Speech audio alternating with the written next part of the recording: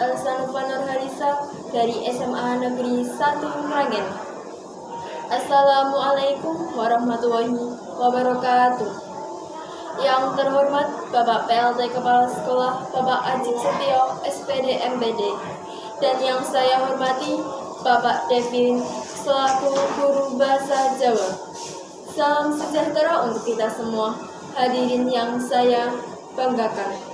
Puji syukur kita haturkan kepada Tuhan Yang Maha Esa atas berkat kemurahan karunia-Nya kita masih diberikan kenikmatan dan kesempatan untuk berkumpul di baginda Nabi Muhammad SAW, dan semoga terlimpah kepada keluarga, sahabat, dan umat beliau.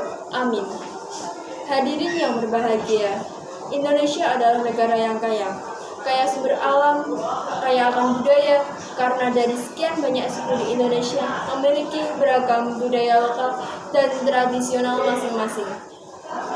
Ini menunjukkan Indonesia adalah negara budaya. Banyak orang-orang luar negeri berbondong-bondong ingin ke Indonesia demi mempelajari budaya yang ada di Indonesia. Mereka cinta budaya Indonesia, seperti mempelajari gamelan, mempelajari seni tari, dan lain sebagainya. Sebaliknya, apakah orang-orang Indonesia juga sedemikian? Mencintai dan ingin mempelajari budaya lokal Indonesia? Kalau kita lihat pada zaman sekarang ini, rasanya sih minat belajar budaya lokal tradisional sudah menurun. Banyak dari kalangan masyarakat Indonesia lebih mencintai budaya barat, budaya dari luar negeri yang katanya kekinian. Mereka lebih antusias mempelajari dan memahami budaya-budaya luar. Memang tidak ada salahnya kita mempelajari hal baru. Namun, dalam konteks ini, kita tidak boleh melupakan dan menyisihkan budaya Indonesia yang asli dan sudah ada di negaranya sendiri. Hadirin yang saya banggakan, adat budaya Indonesia juga kini semakin luntur.